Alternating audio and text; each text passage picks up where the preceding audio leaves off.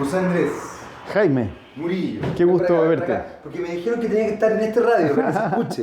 Excelente. ¿Cómo está ahí? ¿Y tú? Muy bien, excelente, bueno. por favor. Muchas gracias por la invitación. Al contrario, gracias a ti por venir. Tú sabes que leí 50 preguntas habituales que hay que hacerle a ver, sobre abuso sexual infantil. Sí, a un sobreviviente de abuso A un sexual. sobreviviente. Sí. Y me gustó mucho el texto que escribiste tú. Ah. Se lo comenté, de hecho, a la psicóloga ahí que había... A la hablado. Carol. A la Carol. Me gustó mucho ese texto, me pareció muy interesante.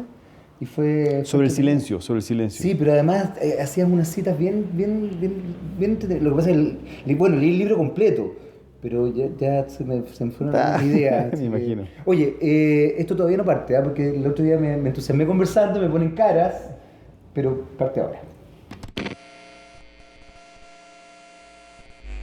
José Andrés, estás metido en este minuto un poquito en el ojo del huracán, por así decirlo, a raíz de las acusaciones que se han desarrollado en torno al director de cine Nicolás López. Y frente a lo que ha pasado justamente con la prensa y todo eso, me gustaría preguntarte qué diferencia hay entre el abuso y el joteo. Mira, De ser un imbécil, además, sí. ya que él se autodefine como un imbécil, pero como Sí. que eso lo es culpa. No, yo creo que es una súper buena pregunta y de hecho hace tiempo que vengo pensando la manera cómo se puede explicar esto, ¿no? Porque además que no hace mucho leí un reportaje que se hizo en Inglaterra que le preguntaban a los, creo que eran mayores de 50 y menores de 50, Ya. que entendían ellos si sabían ellos distinguir entre como la coquetería y el acoso, ¿no? Ujú. Y los mayores de 50 sabían mucho menos distinguirlo que los menores de 50, ¿no? Como Es probable. incluso digamos. los menores de 30 lo tenían mucho más claro. Salvo excepciones, como hemos visto acá, como Sí, claro. que confunden el joteo y el abuso, el acoso. Yo creo que el tema más importante es la asimetría de poder, ¿no? Cuando hay un niño o una niña, cuando hay menor de edad, es fácil porque el abuso de poder... Es muy evidente. En el fondo, la asimetría de poder es muy Es muy evidente. evidente, claro. Sin embargo, cuando la asimetría de poder, nosotros estamos acostumbrados a que la asimetría de poder es solamente física, ¿no? Como si el poder se redujera a la fuerza física. De hecho, Claro. la fuerza se utiliza cuando el poder ha ido fracasando, ¿no? Entonces, cuando el poder, la asimetría de poder se da muchas veces a veces por género, por edad, por fuerza física, por situación laboral, por situación económica, por otro tipo de situaciones en la cual hay una persona que tiene más poder y es capaz de, gracias a esa asimetría de poder, imponer su voluntad, imponer su corporalidad, imponer su deseo frente a otro que es cosificado, que es, en el fondo, Sí, claro. que es manipulado, no solamente forzado con la fuerza física, sino que es forzado, se fuerza su consentimiento, o se anula su consentimiento, se anula su libertad, como en razón de esta asimetría de poder. Entonces, una persona que está en una situación asimétrica, su consentimiento en general, o sea, puede ser anulado, ¿no? Ojo que hay situaciones como de asimetría objetiva, donde, no sé, puede haber en algún momento una relación entre un profesor y una alumna, obviamente todos mayores de edad, en una situación donde no hay sometimiento, donde no hay extorsión. Se pueden enamorar, digamos. Se pueden enamorar, evidentemente sí, siempre y cuando ese consentimiento no esté manipulado, no esté extorsionado por la situación asimétrica. Evidentemente es más complejo, ¿no? Pero existe y eso es lo que quiero decir. Esto no es un problema de conservadurismo, como yo. Porque yo tengo la sensación de que se ha establecido mucho eso. Yo he escuchado a muchos congéneres hablar como, bueno, ¿y entonces qué hago? No, mira, a ver, la sensación que a mí me da es, sí, por supuesto, pero tú puedes establecer el famoso joteo entendiéndolo como un coqueteo que tiene respuesta en una relación de pares, digamos. Exacto. Pero si tú estás estableciendo una vinculación, como tú dices, asimétrica, donde en definitiva estás imponiendo una cierta actitud, claro, evidentemente ahí la cosa cambia. Y ojo que no es solamente fuerza física, y eso lo quiero dejar claro. Sí, claro. Por ejemplo, en abuso sexual infantil, a finales del siglo XIX se llegó a través de la ley penal, primero en Francia, después vino para acá, que no solamente había violación cuando había una fuerza física, cuando había niños, ¿no? Sino que siempre que había un niño había una violación porque el consentimiento no existe. Entonces, y ahí es importante una cosa, yo creo, porque me he encontrado mucho sobre todo con intelectuales, filósofos a veces, que no son capaces de comprender esta asimetría de poder. Entonces, y curiosamente nos han dicho como bueno, ya no se puede mirar a nadie, ya no se puede, Sí, claro, ya no puede mucho, coquetería. mucho el discurso, ¿eh? Pero yo creo que eso es un conservadurismo y una rigidez mental muy loca, que no son capaces de ponerse en la situación actual. Como hoy día estamos como cuestionando las estructuras que hemos tenido durante mucho tiempo, sobre todo en género, en derechos de infancia y en poder. Entonces, hay unas nuevas categorías en poder que muchas veces los intelectuales, algunos intelectuales, no son capaces de comprender y se quedan como... Me acuerdo, por ejemplo, en abuso sexual infantil también, hasta el año 84, 85, en Francia habían algunos intelectuales muy famosos que defendían, ellos llamaban el derecho del niño a gozar sexualmente con un adulto, ¿no? Sí, claro.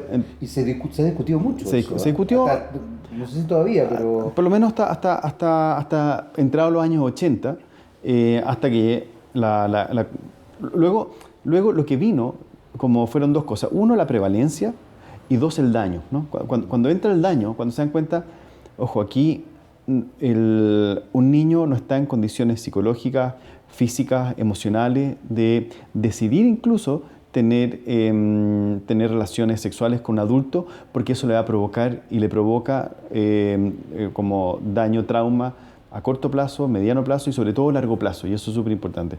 Uno podría encontrar ahí como excepciones, no tengo idea, pero aquí la regla es claro.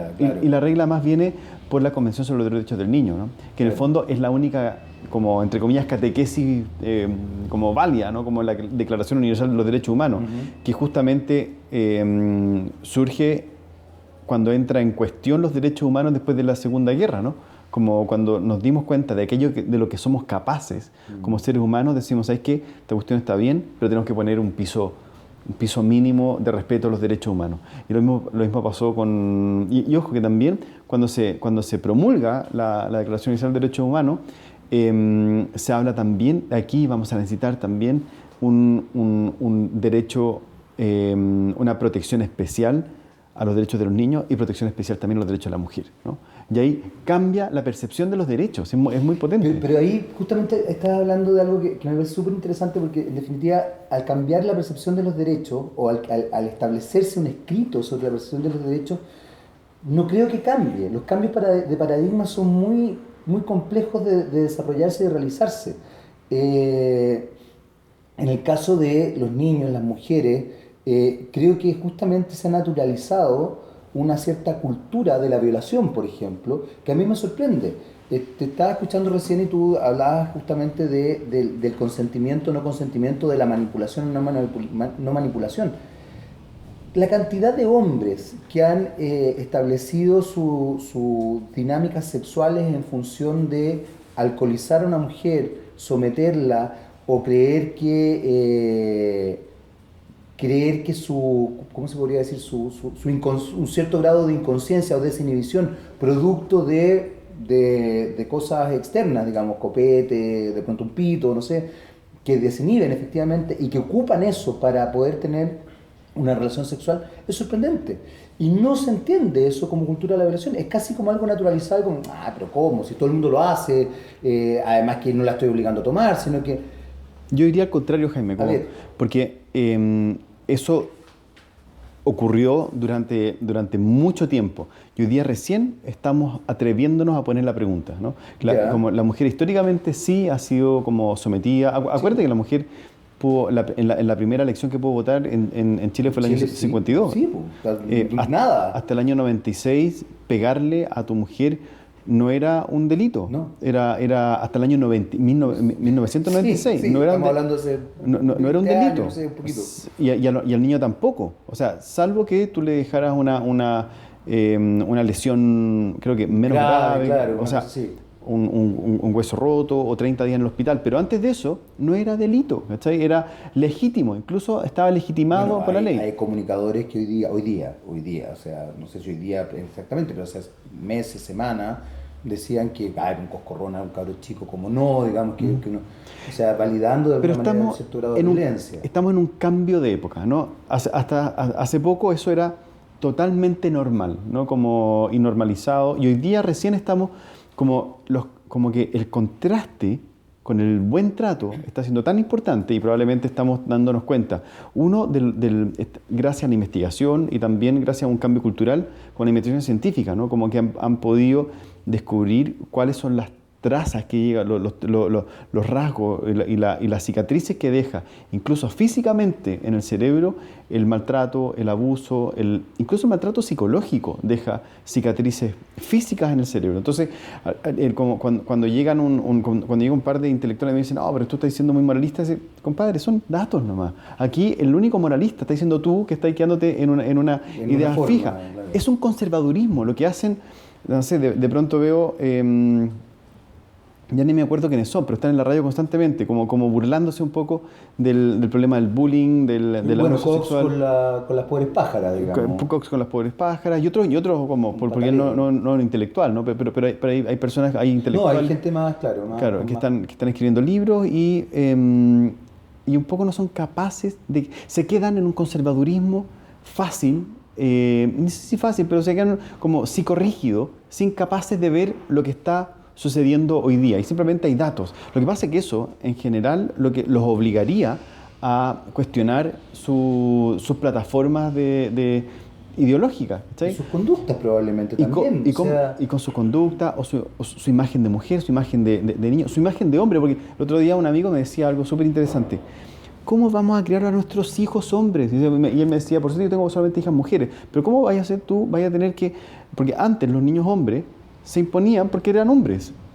¿Cómo van a tener que ahora competir con todas las mujeres, con todos los demás? Decía, ya le complicaba, porque venía de un paradigma en el cual los hombres tenían de por sí entrada a los directorios, entrada a las presidencias, y tenían un rol directivo mucho más fácil. Ahora, además que las mujeres, evidentemente, en todos los colegios y liceos, las mujeres empiezan a tener mejores resultados. Tienen mejor rendimiento. Entonces, ¿cómo van a hacer los hombres para poder competir con las mujeres que tienen mejores rendimientos? Van a tener que como generar algo que no va a tener que ser por la fuerza, no va a tener que ser por el poder, por el abuso, como ha sido constantemente. Claro. Entonces, probablemente, o sea, y esto especulando, ¿eh? No sé si esto es un buen espacio para especular, pero quizás sí. Especule. Este es el espacio para especular. Como quizás los hombres siempre hemos sido tanto menos que las mujeres que hemos tenido que como aplicar la fuerza porque nosotros no hemos sabido como tener un rol de liderazgo real, ¿sí? O un rol de competencia real. Entonces, como tenemos más músculo, nos imponemos de esa manera. Y sin embargo, hoy día, que ya no es legítimo, por suerte, no es legítimo el abuso de poder, el abuso físico, el abuso psicológico, vamos a tener que competir de igual a igual, o incluso vamos a tener que aplicar reglas de cuidado mucho más, y eso va a crear en el fondo una nueva dinámica relacional que yo creo, que yo soy un optimista, es muy sana, pero es nueva. En ese aspecto, José Andrés, la orfandad de la masculinidad hoy día también genera un cierto duelo. Yo creo que de alguna manera puede haber una generación... Me encanta el concepto, ¿de dónde lo sacaste? La orfandad de la masculinidad. Se me ocurre ahora. No, es que es genial, estamos hoy día en una orfandad de la masculinidad. Claro, porque en definitiva, claro, yo creo que hay una sensación bueno, y entonces ¿quién soy? ¿Cómo soy? Si siempre he sido de esta manera. ¿Cómo podemos cómo podemos revertir esto? Sobre todo además cuando también hay un cierto discurso desde lo femenino que cuestiona también esta nueva forma o este nuevo replantearse la masculinidad. Porque no solamente pasa por el tema del abuso, pasa por el tema de abrirse a la equidad de género, de abrirse también a esta nueva manera de expresión de género, con el mundo trans, con el entender que hay una diversidad distinta, Y de repente te enfrentas a, por ejemplo, qué sé yo, se me viene a la cabeza Carola de Mora que dice Nicolás López tiene un humor distinto, por ejemplo. O te enfrentas a una mujer que si el día de mañana estás coqueteándole o ella te está coqueteando y tú mantienes una actitud distante, ella puede cuestionarte en tu virilidad desde una perspectiva para mi gusto muy pelotuda. Igualmente machista que Tan machista un como, abusador. claro, y sin embargo, eso está, comillas, validado. Y finalmente está tan validado que por ende esa misma mujer podría validar que tú abuses. Es Sí, como que sí. yo he escuchado, por ejemplo, a mujeres, a mí me gusta que me falten el respeto. Hay una canción incluso, por favor, de te falta el respeto, echarle culpa al alcohol, una bachata, una cosa así. O sea, como que está súper validado. Que no hay que olvidarse, y yo lo veo desde otro punto de vista. A ver, dale, por favor. Como no es que esté validado, sino que recién estamos dándonos cuenta de que habíamos validado y naturalizado algo que no es natural, ¿cachai? Como entonces, esa es la buena noticia. Como hace 50 años nadie habría tenido esta conversación, porque era como más bien evidente, ¿no? Hoy día nosotros podemos decir, estaba validado, lo hemos validado, entonces eso no está bien. Y además que, ojo, el machismo no es un problema de hombres ni de mujeres, es un problema de relación. Claro, es cultural, digamos, Es está cultural. establecido, digamos. Es cultural. Entonces, evidentemente, la solución tampoco es un problema de mujeres ni solamente de hombres, es también de la relación. Entonces, Claro, pero ahí los hombres, pues, José Andrés, estamos ajenos a la problemática. O sea, de alguna manera, yo creo que en una necesidad de mantener esta suerte de poder, porque finalmente esto es una pugna de poderes, donde quizás yo siento que mis espacios de liderazgo, de mis espacios de movimiento, se ven permeados por algo por una amenaza concreta, sí. que son lo que tú decías hace un rato. Y entran las mujeres, porque claro, hace un tiempo, por ejemplo, que una mujer fuera brillante en la universidad o fuera brillante en el colegio, fuera brillante, da lo mismo porque finalmente su rol, por un lado era la excepción y por otro lado da lo mismo porque finalmente el rol de ella tenía que ser casarse y ser mamá. O sea, ojo, no era la excepción porque las mujeres no fueran brillantes. No, Me refiero a la excepción era que lograra meterse en el mundo exacto. masculino. Y muchas veces además se metía en el mundo masculino desde el relato masculino. Exacto. No desde el relato femenino. Exacto. Pero también uno empieza a entender que hay distintas masculinidades, distintas feminidades. Y entonces como, ¿qué hago con toda esta información? ¿Qué hago con todo este cambio? ¿Cómo me enfrento a todo esto? Porque ahí pasa algo muy potente. Yo te diría que ahí hay algo que uno tiene que pensar. Yo creo que ese es nuestro hoy día desafío filosófico incluso. Y si los filósofos no estamos pensando eso, no sé qué estamos haciendo, como estamos quedándonos pegados a un conservadurismo. Bueno, pero siempre ha sido un poco igual la historia, ¿no? Como la historia de las revoluciones científicas y las revoluciones filosóficas. Y hoy día estamos en una cierta revolución ética, ¿no? Y eso me fascina, que estemos en una revolución ética y en una revolución violenta. Como al contrario, estamos en una revolución como antiviolenta. Y es muy interesante porque... De la reflexión, digamos. Sí, sí, pero también estamos cuestionando algunas violencias que habían sido simbólicas, que se habían impuesto durante mucho tiempo. Entonces esta como orfandad de la masculinidad, que es muy interesante porque nos deja en evidencia nuestra impotencia también. Nuestra impotencia que siempre la tratamos de cubrir con fuerza, con violencia, y que probablemente hoy día casi como desnudos ante este descampado tenemos que empezar a hacernos preguntas nuevas. Y eso creo que es una tremenda noticia, una tremenda oportunidad de crecimiento, pero no sabemos cómo hacerlo, ¿no? Porque estamos en una orfandad. Pues yo creo que le diste al clavo con el concepto. Bueno, pero es que yo creo que es lo que pasa. O sea, Sí. tú conversas con gente, tú conversas con amigos, con tus pares hombres, digamos, y la verdad es que la sensación que uno tiene es esta, es como de, ¿y ahora qué hago? ¿Cómo me muevo? ¿Cómo me muevo? ¿Cómo saludo? ¿Cómo saludo? ¿Cómo me relaciono? ¿Cómo coqueteo también? ¿Cómo coqueteo? Exactamente, ¿cómo seduzco? Exacto. Incluso, ¿cómo tengo relaciones sexuales? Claro. Porque si antes, qué sé yo, con mi pareja a ella le gustaba algo más brusco, hoy día tengo miedo de hacer daño. Ahí es donde uno entra también en esta dinámica de entender los consensos, de entender... La otra vez hablábamos con un psicólogo que es experto en masculinidad, con el Francisco Ortega Pancho Aguayo. Pancho Aguayo, Ortega. Vamos a hablar de Pancho Ortega en todo caso. Pero Francisco Aguayo, con el Pancho, y él me decía algo que es bien interesante, a raíz de otro entrevistado, un prostituto, un puto, que hablaba de efectivamente el consentir en la vida sexual como adultos. Y que ahí efectivamente en la medida que no te haga daño físico ni psicológico, la verdad es que el espectro es amplísimo. Pero eso también uno empieza a cuestionarlo, empieza como a repensarlo. Ahora, desde el punto de vista, por ejemplo, de la contingencia, con lo que ha pasado con el caso de Nicolás López, y a propósito también del abuso y de los relatos, ¿qué pasa cuando nos damos cuenta que hay, ¿cómo se podría decir? Como cómplices soterrados, como por ejemplo los medios de comunicación en relación a los abusos. Hace poco salió una foto de una niña que la sacó inmediatamente porque se vio cuestionado, yo creo que se dieron cuenta del error que habían cometido, de Frida Kahlo y una especie de modelo emulando Frida Kahlo. Frida Kahlo es un símbolo del feminismo, pero además un símbolo del mundo indígena, es un símbolo del arte, es un símbolo y resulta que la modelo era una modelo estilizadísima, muy europea, o sea, que terminaba siendo casi un insulto a la imagen de Frida Kahlo.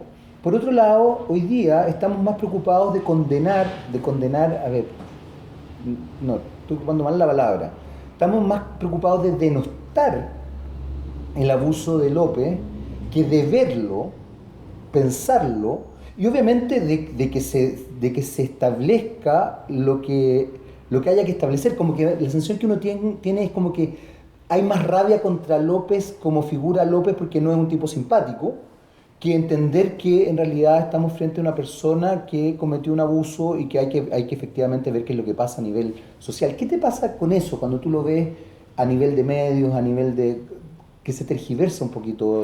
Mira, hay varias cosas. Yo creo que normalmente siempre la opinión pública que está como representada, está encarnada en los medios de comunicación, todo tipo sobre todo los más potentes, los más fuertes, los más poderosos, más que los potentes, los más poderosos, y esto ha sido igual, ¿no? Me acuerdo como los primeros cuestionamientos que fuimos viendo eso fue, por ejemplo, después de la Segunda Guerra Mundial, como fueron cómplices de alguna manera del holocausto judío y los campos de concentración y no sabían cuestionarlo, sino que además lo fueron minimizando. Lo mismo pasó en Chile durante la violación a los derechos humanos por la dictadura. Claro. Entonces, probablemente es algo que hay un cierto como traslape de época y los medios siguen una inercia de poder del cual luego se van dando cuenta. Pero ojo, porque también yo me acuerdo en el caso Caradima, en el cual estuve como implicado, dentro de los que rompieron el silencio, los medios de comunicación fueron fundamentales, ¿no? A través de Informe Especial, Tolerancia Cero y otros, si bien y hubo también una pugna a través de los medios de comunicación, porque uno puede decir los medios de comunicación tienen personalidad o encarnan las distintas opiniones que están en pugna también, las distintas ideas que están en pugna en una cultura. Y los cambios de cultura, las revoluciones culturales, uno puede verlas en los medios de comunicación también, hoy día mucho más, porque hoy día no hay solamente 2 o 3 medios. No, afortunadamente hay más. Hay mucho más. Antiguamente había uno solo y me acuerdo que hasta el año 2010 había algunos medios que me contaban, algunos periodistas que me contaban que en sus medios de comunicación estaba prohibido, por ejemplo, hablar de abuso sexual infantil para no incomodar a la Iglesia Católica, ¿no? Claro. Hoy día es absurdo eso. Incluso dicen como en la iglesia, me dicen como eso era absurdo y a nosotros no habría, como si nosotros, como para dejarnos abusar libremente, que nadie nos molestara, ¿no? Como que nadie nos incomodara, claro. Cuando en realidad lo importante habría sido pararles el carro de manera mucho más activa, ¿no? Algunos que son más progresistas dentro de la iglesia. Pero en ese sentido, por ejemplo, a raíz de justamente el tema de la iglesia y el tema de los medios, hoy día todavía nos enfrentamos también a un constructo narrativo de parte de muchos medios que tiende a establecer discursos más bien conservadores en este aspecto. Todavía, por ejemplo, solo se valora en la mujer un cierto tipo específico de forma de ser. ni siquiera voy a hablar de belleza, porque ya, ok, puede ser que sea lo importante, pero es muy loco cómo se valora, o en los hombres también, se valora el galán, entendiendo al galán también, no sé si un abusador, pero al que coquetea mucho, al jote, como hablábamos al principio, e incluso al que gorrea, que eso también que establece una dinámica, porque no estamos hablando de relaciones abiertas, sino que estamos hablando de una persona que es desleal con una otra, y se lo valora, y se establece una cosa así como, ¡ah, qué choro! Desde ahí también se va construyendo, porque tú decías, claro, da muestra de la opinión pública, pero también nutre a la opinión pública de un discurso donde se naturalizan ciertas cosas. Yo siento que todavía, y esto por lo mismo te lo pregunto, o quiero que lo conversemos, todavía esta otra mirada que estás planteando tú, y con la que yo comulgo absolutamente, pero es siento que es una mirada otra, que todavía está más no silenciosa, pero más, no con todo el poder que uno quisiera. Yo tiendo a pensar, y me gustaría pensar que esto es como un movimiento progresista, y que va a ir cuestionando todos los otros como conservadurismos que están conviviendo hoy día, porque hoy día conviven distintos tipos de conservadurismo, los que antes veíamos como si se enfrentaran, ¿no? como un conservadurismo más religioso, del Comilfo, claro, de no tengo idea, se enfrentan con un antiguo progresismo como de todo está permitido, y sin embargo hoy día se quedan en lo mismo. Nosotros estamos diciendo, ¿saben qué? Ninguna de las dos. Hay otra manera, que es el respeto, el reconocimiento mutuo, el cuidado mutuo, que es otra manera, es otro que el ser, decía como Levinas, ¿no? Sí. Porque como hoy día nos quedamos como un poco en la pelea entre el ser o la nada, ¿cachai? Claro, pero hay otra manera, hay otra manera de ser también.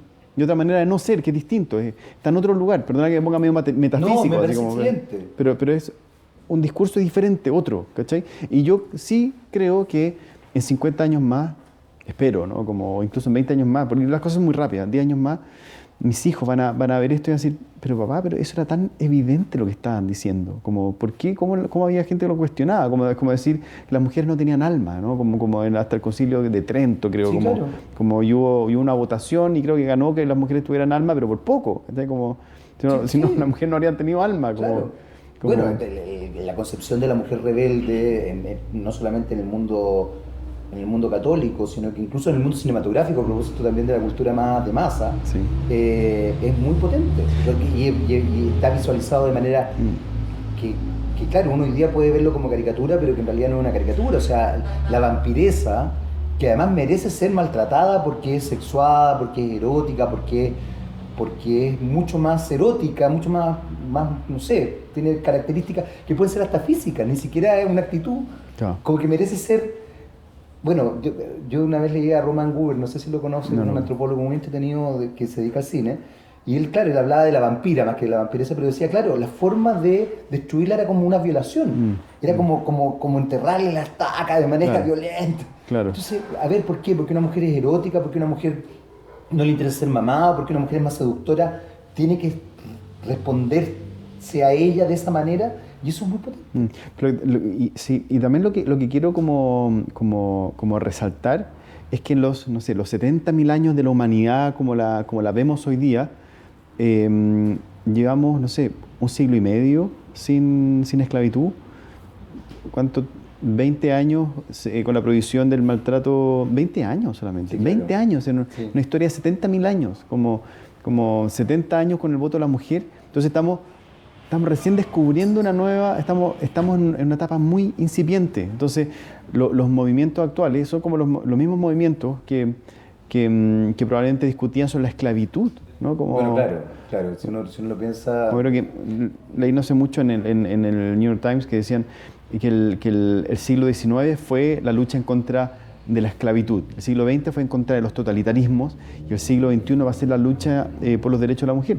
Bueno, yo creo que eso está ocurriendo. Y por los derechos de las minorías, quizá, como yo lo ampliaría como a los derechos de las minorías. Estoy de acuerdo contigo. Y va a crear un nuevo horizonte. O sea, después del fin de la esclavitud, por lo menos en 99% de la sociedad, o podríamos decir como el fin de la esclavitud en Occidente libre, como se generó un nuevo horizonte a partir del cual construir. y una nueva, y cambió el mundo también, porque acuérdate que el mundo está construido por las ideas que nosotros vamos Por supuesto. entrelazando entre las cosas. Pero la gente no tiene mucha conciencia de eso. Sobre todo en la sociedad de consumo, la idea, o sea, darle valor a la idea es como es romántico para muchas personas, Claro. sobre todo en la sociedad de consumo. Pero eso es un tipo de mundo, ¿verdad? Como un tipo, en un mundo como un economicista, clásico, racional, mecanicista, el consumo es lo normal, como porque tenéis que ir como teniendo más y mejor poder adquisitivo, y eso te va a permitir tomar Te valida, más decisiones, más elecciones, más cosas, y esas cosas te van a ir. Y además que, bueno, uno puede cuestionarlo, pero es un tipo, uno lo puede cuestionar porque eso te deja sin salida, porque eso hace daño, porque eso genera probablemente lo mismo que generó y lo que terminó con la Segunda Guerra Mundial, que era una potencia en el mundo civilizado, como una lucha armamentista que lo único que podía terminar era una guerra como de destrucción masiva nomás, como no había otra posibilidad, ¿no? Entonces uno podría cuestionarlo desde ahí, pero ¿cuál es la alternativa? Y probablemente este discurso otro es una alternativa que probablemente, y yo espero que seamos capaces estratégicamente de convencer a la humanidad que es mejor, ¿cachai? Y que hay alternativa. Y esa es una alternativa, claro. Pues Andrés, quiero agradecerte que hayas venido hoy día. Gracias Me a ti. quedaron miles de preguntas en todo caso, pero bueno. A mí también, a mí también. Yo estoy lleno de preguntas y eso es Eso es muy bueno. la gracia de la filosofía. Excelente. Gracias por venir.